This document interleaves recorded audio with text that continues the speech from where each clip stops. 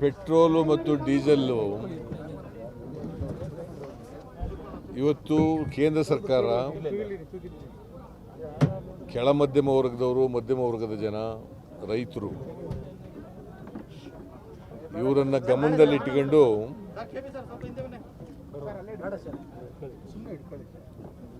ಕಡಿಮೆ ದರದಲ್ಲಿ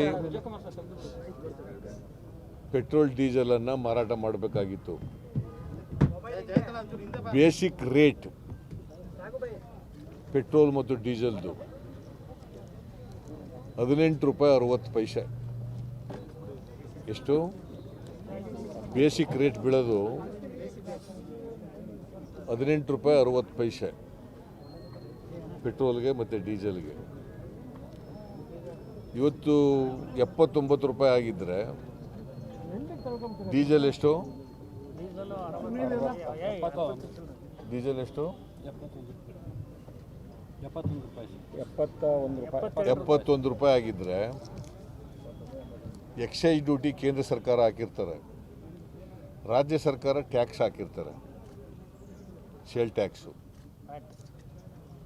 ಇವೆರಡೂ ಸೇರಿ ಇವತ್ತು ಇಷ್ಟೊಂದಾಗಿರೋದು. 18 ರೂಪಾಯಿ 60 ಪೈಸೆಯಿಂದ ಇಷ್ಟೊಂದಾಗಿರೋದು.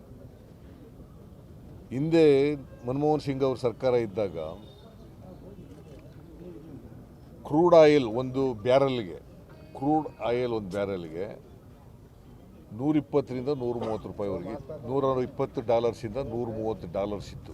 $120ರಿಂದ $130. ಇವತ್ತು $39 ಬಂದಿದೆ. $39, $38, $39 ಅಷ್ಟಿದೆ. ಅಂದರೆ 120, 130 ಇದ್ದದ್ದು ಇಷ್ಟೊಂದು ಕ್ರೂಡ್ ಆಯಿಲು ಅಂತಾರಾಷ್ಟ್ರೀಯ ಮಾರ್ಕೆಟ್ನಲ್ಲಿ ಕೆಳಕ್ಕೆ ಬಂದಿದೆ.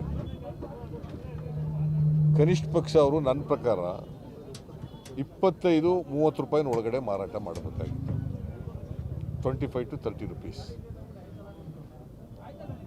ರೈತರಿಗೆ, ಕೆಳ ಮಧ್ಯಮ ವರ್ಗದವರಿಗೆ, ಮಧ್ಯಮ ವರ್ಗದ ಜನರಿಗೆ ಭಾರ ಆಗದೇ ರೀತಿಯಲ್ಲಿ ಟ್ಯಾಕ್ಸ್ನು ಕೂಡ ಒಂದು 12 ರೂಪಾಯಿ ಸೇರಿಸ್ಕೊಂಡು ಮಾರಾಟ ಮಾಡಿದರೂ ಕೂಡ 30 ರೂಪಾಯಿನ ಒಳಗಡೆ ಮಾರಾಟ ಮಾಡಬೇಕಾಗಿತ್ತು. ಆದರೆ ಇವತ್ತು ಇಷ್ಟೊಂದು ದುಬಾರಿಯಾಗಿ ಮಾರಾಟ ಮಾಡ್ತಾ ಇದ್ದಾರೆ. ಇಷ್ಟೆಲ್ಲ ಕ್ರೂಡ್ ಆಯಿಲ್ ಕಡಿಮೆ ಆಗಿದ್ರು ಕೂಡ ಪ್ರತಿದಿನ ಹೆಚ್ಚಿಸ್ತಾ ಹೋಗ್ತಾ ಇದ್ದಾರೆ. ಇತ್ತೀಚಿನ ದಿನಗಳಲ್ಲಿ ಸುಮಾರು 5 ರೂಪಾಯಿ ಹೆಚ್ಚು ಮಾಡಿದ್ದಾರೆ. 10 ರೂಪಾಯಿ 6 ರೂಪಾಯಿ ಕರೆಕ್ಟಾಗಿ ಹೇಳಿ, ಸುಮ್ಮನೆ ಸುಳ್ಳು ಹೇಳಬಾರ್ದು. ನನಗೆ ಗೊತ್ತಿರೋ ಮಟ್ಟಿಗೆ 5 ರೂಪಾಯಿ ಚಿಲ್ಲರೆ ಆಗಿದೆ. 5 ಚಿಲ್ಲರೆ ಆಗಿದೆ. 5 ಚಿಲ್ಲರೆ ಇತ್ತೀಚಿನ 10 ದಿನಗಳಲ್ಲಿ ಆಗಿರ್ತಕ್ಕಂಥದ್ದು. ಅಂದರೆ ದಿನ ಹೆಚ್ಚು ಮಾಡ್ತಾ ಹೋಗ್ತಾ ಇದ್ದಾರೆ.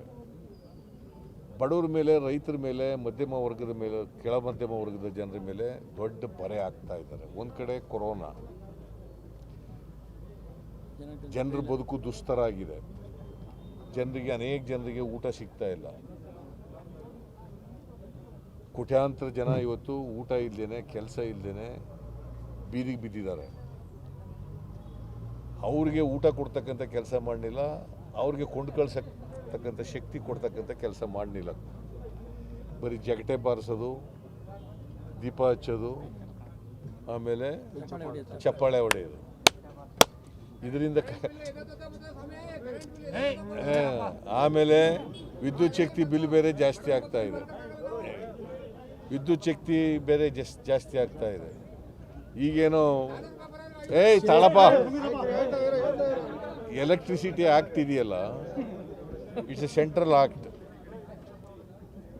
ಅದನ್ನು ಈಗ ಸೆಂಟ್ರಲ್ ಆಕ್ಟಿಗೆ ಅವರು ತಿದ್ದುಪಡಿ ತಗೊಬಂದು ಯದ್ವಾ ತದ್ವಾ ಬೆಲೆ ಹೆಚ್ಚು ಮಾಡ್ತಕ್ಕಂಥದ್ದು ಹೋಗಿದ್ದಾರೆ.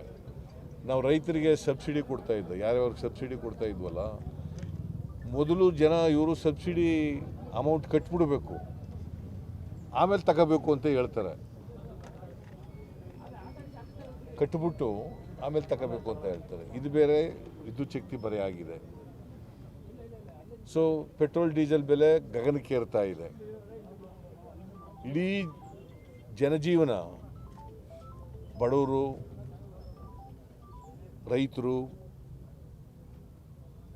ಕೆಳ ಮಧ್ಯಮ ವರ್ಗದವರು ಮತ್ತು ಮಧ್ಯಮ ವರ್ಗದ ಜನ ಇವತ್ತು ಜೀವನ ನಡೆಸದೆ ಕಷ್ಟದ ಪರಿಸ್ಥಿತಿ ಆಗ್ಬಿಟ್ಟದೆ. ಇಂಥ ಪರಿಸ್ಥಿತಿಯಲ್ಲಿ ಸರ್ಕಾರ ಲಾಭ ಮಾಡೋದನ್ನು ಬಿಟ್ಟು ಪೆಟ್ರೋಲ್ ಡೀಸೆಲ್ ಮೇಲೆ ಎಕ್ಸೈಸ್ ಡ್ಯೂಟಿನ ತೆಗೆದಾಕಬೇಕು ಅವರು. ಸ್ಟೇಟ್ಗಳಿಗೆ ಯಾಕೆ ಟ್ಯಾಕ್ಸ್ ಹಾಕೊಂಡಿದ್ದಾವೆ ಅಂತಂದರೆ ಪಾಪ ಅವ್ರಿಗೆ ಬೇರೆ ಸೋರ್ಸಸ್ ಇಲ್ಲ, ಇವ್ರಿಗೆ ಬೇಕಾದಷ್ಟು ಸೋರ್ಸ್ಗಳಿದ್ದಾವೆ.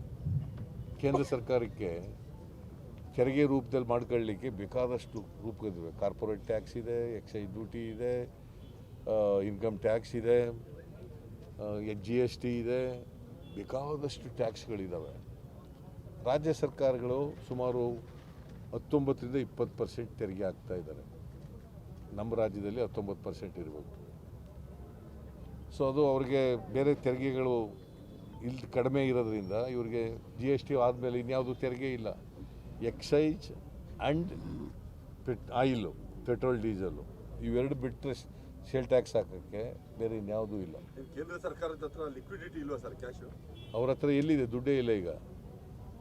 ಯಾಕಂತಂದರೆ mister Narendra Modi in is rule he has ruined both health of the people and economy of the country. He has ruined health of the people, failed to tackle the COVID-19, thereby he has ruined the health of the people and also economy of the country. ಹಾಳು ಮಾಡಿ ಇಟ್ಬಿಟ್ಟಿದ್ದಾರೆ. ಇವತ್ತು ನಿರುದ್ಯೋಗದ ಸಮಸ್ಯೆ ಅಲ್ಲ, ಉದ್ಯೋಗ ಕಳ್ಕೊಂಡವರು ದೇಶದಲ್ಲಿ 62% ಉದ್ಯೋಗ ಕಳ್ಕೊಂಡವರು. ನಿರುದ್ಯೋಗದ ಸಮಸ್ಯೆ ಬೆಳೀತಾ ಇದೆ.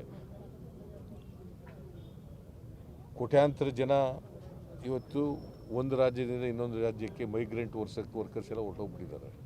ಅವ್ರಿಗೆಲ್ಲ ಕೆಲಸ ಇಲ್ಲ. ಆ ಪರಿಸ್ಥಿತಿ ನಿರ್ಮಾಣ ಆಗಿದೆ. ಸೊ ಟೋಟಲಿ ಕೇಂದ್ರ ಸರ್ಕಾರ they have created a chaos in the country. Economy is in doldrums. But ಈ ವಿಚಾರದಲ್ಲಿ ರಾಜ್ಯ ಸರ್ಕಾರ ಅಸಹಾಯಕ ಆಗ್ಬಿಡುತ್ತೆ ಸರ್. ಯಾವುದು? ಬೆಲೆ ಕಡಿಮೆ ಮಾಡಿಸೋದು ವಿಚಾರ. ರಾಜ್ಯ ಸರ್ಕಾರಕ್ಕೆ ಎಲ್ಲಿದೆ? ಇವರಿಗೆ ದಮ್ಮೇ ಇಲ್ಲ. ಮಿಸ್ಟರ್ ಯಡಿಯೂರಪ್ಪನಿಗೆ ದಮ್ಮೇ ಇಲ್ಲ. ನಮಗೆ ಬರಬೇಕಾಗಿರೋದೇ ಕೇಳೋಕ್ಕೆ ದಮ್ಮಿಲ್ಲ ಅವ್ರಿಗೆ. GST ದುಡ್ಡು ಬರಬೇಕಲ್ಲ, ಅದನ್ನೇ ಕೇಳೋಕ್ಕೆ ದಮ್ಮಿಲ್ಲ.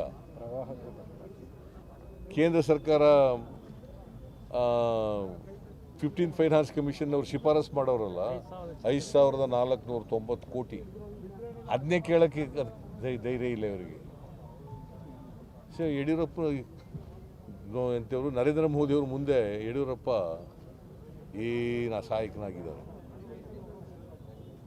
This is the position in the country. Sir, ಈ ಪರಿಸ್ಥಿತಿಯಲ್ಲಿ ಇಂದಿರಾ ಕ್ಯಾಂಟೀನ್ ಮುಚ್ಚೋದು ಎಷ್ಟು ಸೂಕ್ತ ಅಂತ ಅದನ್ನ ಆಲ್ಟರ್ನೇಟಿವ್ ಇಂದಿರಾ ಕ್ಯಾಂಟೀನ್ ಮಾಡಿದ್ದು ನೋಡಿ, ಇಂಥ ಸಮಯದಲ್ಲಿ ಅದು ಭಾಳ ಉಪಯೋಗಕ್ಕೆ ಬರ್ತಿತ್ತು.